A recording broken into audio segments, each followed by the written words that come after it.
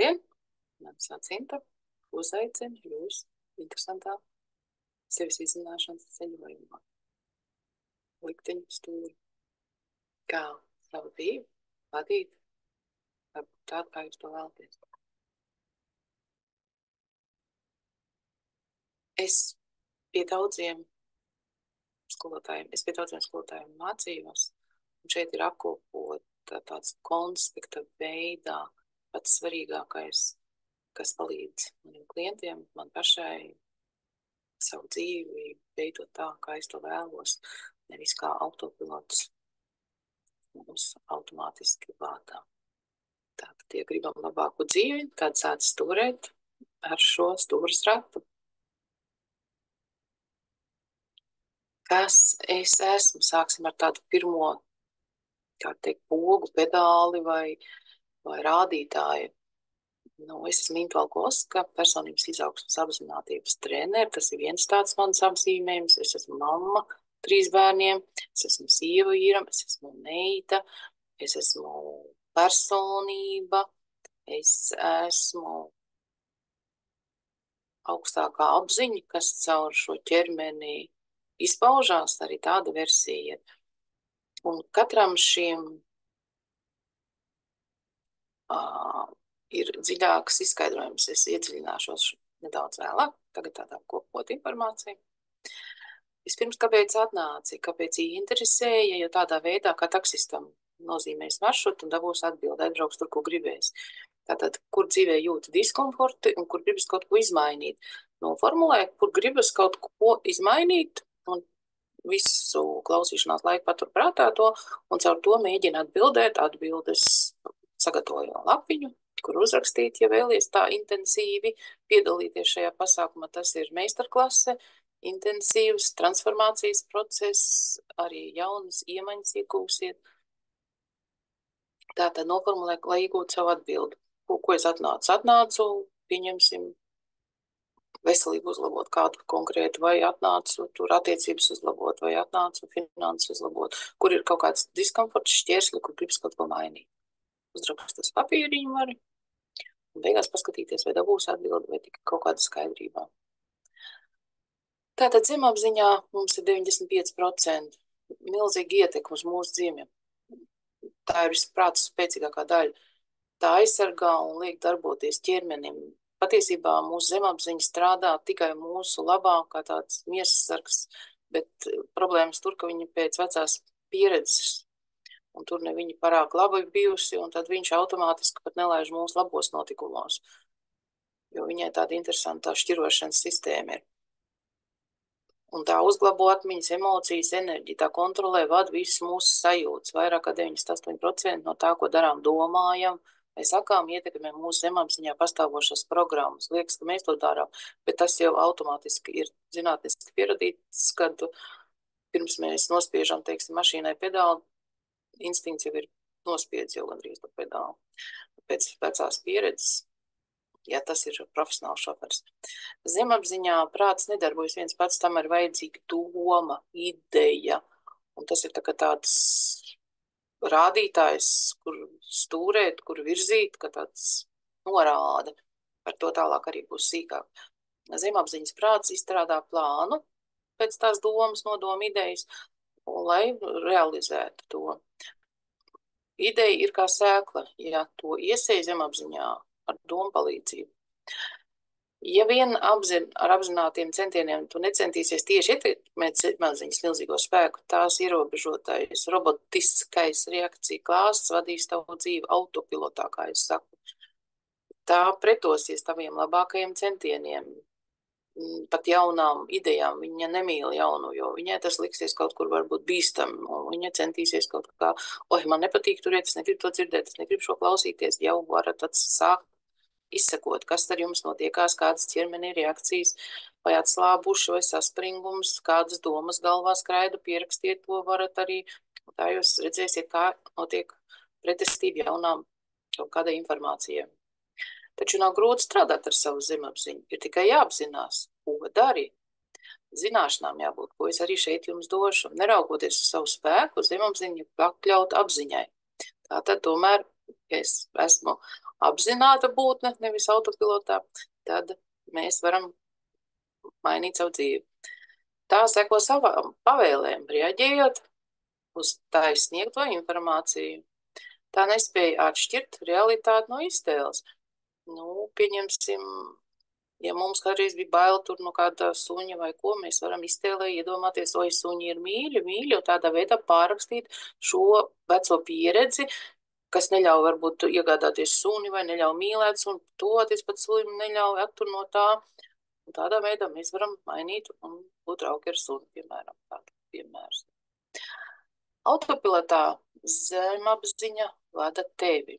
Redzat, apakšā tas lielais viss aizbergs, un mums augšā tāda maza daļiņa ir apzināti 5–10%, kas it kā liekas, ka mēs kaut ko vadām un mainām netrenētiem.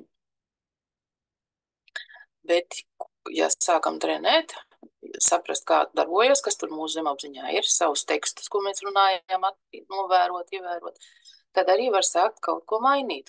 Šeit kā tas kuģis sākt stūrēt to zemapziņu, būt sinhroni,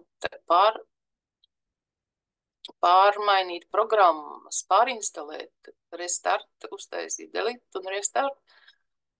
Un tad, ko izvēlēs tu? Vai būt tāds, ka zemapziņa tev vada, vai tomēr šīs, kā es šeit metaforiski uzzīmēju kuģi un to stūri, ko es sākumā jums rādīju, vai varat stūrēt sinhroni kopā ar zemapziņu sadarboties, vadīt. Tātad nevis prāts jūs vada, bet prāts ir jūsu kalps, un jūs esat tā apzinātā daļa, saimnieks. Varat nonākt pie sava patiesā es, kas patiesībā esam bijuši mēs, kā mums zināmā daudziem tādā pasakā neglītais pīlēns, kurš domā, ka viņš ir neglītais pīlēns, jo kāds tur iestāstīja, kāds ne tā uz viņu paskatījās, kā mums arī bērnībā, kāds ne kaut ko pateica, kāds ne kaut ko pateica, paskatījās, kaut ko ne tā izdarīja. Mēs domājam, ka mēs esam tas neglītais pīlēns. Saraujamies, un tā arī izveidojas tā zemapziņas programma, tā zemapziņa tie 98%, bet patiesībā izrādās, ka mēs esam gulvis, kad paskatāmies atspoguļojumā ūdenī. Un to es arī piedāvāju jums šeit pamazām atklāt to savu gulbi. Būt par to gulbi, ja jūs izvēlaties, jo neglītais pīlēns nekad nebija pīlēns, viņš vienmēr ir bijis gulbs. Tālāk arī par to būs. Tātad likteņa stūre. Kas es esmu? Šeit jau ir tas jautājums. Tas neglītais pīlēns, vai es esmu apziņa, kas vada savu ķermeni, vada savas domas, vada savas emocijas, kas pārvalda ar šo stūri, kā jūs jums vēlāk izstāstīšu, savu dzīvi, savu likteni. Tālāk tā interpretācija ir doma, un kā to domu mēs, kādu lietu, faktu ir notikums kāds, kā mēs viņu interpretējam ar savām domām. Nu, piemēram, lietus līst. Cits teiks, vai cik labi, zemē būs mitrums, cits teiks, ārprāts, salīši nav man lietasargs. Un no tā atkarīgs ir emocijas. Vai priecājās, tad emocijas ir labas, mums ieslēdzās visi labie hormoni, prieks, vieglums, atvērtība. Ja mēs sakām ārprāts, lietas līdz, ko darīs, tas jau ir aizsarga mehānisms, kaut kāda neapmierinātība, kaut kāds stress, saraujamies, krunkas, problēmas, nu, primitīvi es jums saku, bet tas uz visām jomām attiecās. Un no tā ietekmējās mūsu visu dzīvi. Un es došu instrumentus, ar ko jūs varat izsekot sevi un mainīt to. Tālāk ir sajūtas. No emocijām ieslēdzās sajūtas, kā mēs jūtamies. Ja jau dusmīgs, tad ķermenī ir savilkums un tāds instinkts. Bet dažkārt arī sajūtas ieslēdzās jau pirms, kad mēs kaut kam gribam tuvoties jaunam vai kaut kas, kas liekas bīstams, tad sajūtas ieslēdzās. Nē, tur neej, kaut kur iedurās, savelkās, sažņaudzās, krūts, elpas, slikti paliek, grūti elpot. Tās var ieslēgties jau pirms no vecās pieredzes, neļaujot mums kaut kur doties. Bet arī pēc vecās ierastās schēmas, kad notika kāds notikums, tur bija interpretācija, tur bija emocijas, sajūtas, un viņas jau autopilotā norēģēja jau kā signalizācija jau uz kaut kādiem tur sensoriem, ārējiem faktoriem, vai domas, vai dzirdēšanas, vai daudz kaut ko tādu. Un tas ir visspēcīgākais, kas mūs savieno ar ķermeni, nevis tikai galvā. Tas parāda labs rādītājs, kas mums patiesībā ir tai zemapziņā, kādas programmas ir, ko mēs neapzināmies. Un es piedāvāju šīs programmas izpētīt šajā procesā, zīmolu, lapiņu un atzīmējiet, ko es jums piedāvāšu. Un no sajūtām instinktiem ir atkalīga reakcija. Ja, piemēram, sunītis jums patīk, jūs pājāsiet sunīti, jums būs patīkams emocijas, interpretācija bijis labs suns, mīļš suns, un jums reakcija pājāt, bet ja jūs mums bijusi doma, oi, briesmīgs suns, vai iekost emocijas, oi, bail, sajūtas saraujās, attālinos, un reakcijas bēgu prom. Un tā ir tā rīcība. Tāpat tās notiek ar visu, ko attiecībā uz jebko, uz ēdienu, uz veselību, uz finansēm, uz darbu, uz draugiem, uz vecākiem, uz attiecību visās jomās. Šis strādā uz visām jomām, uz visām pusēm. Tas ir pamats, ko mums vajadzētu zināt, izprast, apzināties un izvēlēties, ja nepatīk kaut kas mainīt. Un atkarīgā no tā rezultāta, vai tas suns bija labs vai slikts, uz kādu piemēru es jums piedāvāju, ja? Ir tas rezultāts, sunu neiegādājamies, ja suņi ir slikti, vai man ir mājās suns, es mīļu sunīti un rūpēs par sunīti. Un tālākais tāds rādītājs ir fokus, uzmanību, uz ko mēs fokusējamies. Tātad, vai mēs fokusējamies uz pagātni, kādreiz suns man iekoda, tātad, vai tur nobaidīja, es neticēšu vairāk, tātad fokus ir uz pagātni, vai ļoti svarīgi ir, kur mums uzmanība. Ir jau dzirdēts, teiksim, vai mēs notikumā redzam slikto, tātad fokus uz slikto, vai mēs notikumā redzam, jebkurā notikumā ir kaut kas labs, vai mēs jebkurā notikumā mēģinam saskatīt kaut ko labo, un tad mūsu fokus ir uz labo, un mēs kā tāds 3D printeris veidojam tā dzīvē ar vienu vairāk, audzējam to labo. Ja parasti dzīvē meklējam kaut ko slikto, mūsu fokus uzmanību slikto, tad mēs visticamāk bieži vien saskaramies ar to slikto, jo ārējā vidi mums ataino tas, kas notiek mūsos iekšā, kādas ir mūsu domas, viss tas, ko es te iepriekš aprakstīju. Un tā īstumā atbildība. Tātad atbildība nozīmē tas, vai es par sevi tikai atbildu, vai es bāžu degunu, kā saka, citu darīšanās. Mēs audzinām mammu dažkārt. Tas ir paudze augstāk, kurai vajadzētu mūs pēc hierarhijas audzināt. Ja? Tad mēs savu atbildību atdodam it kā kādam citam, jo mēs esam ielīduši citu atbildības sfērā.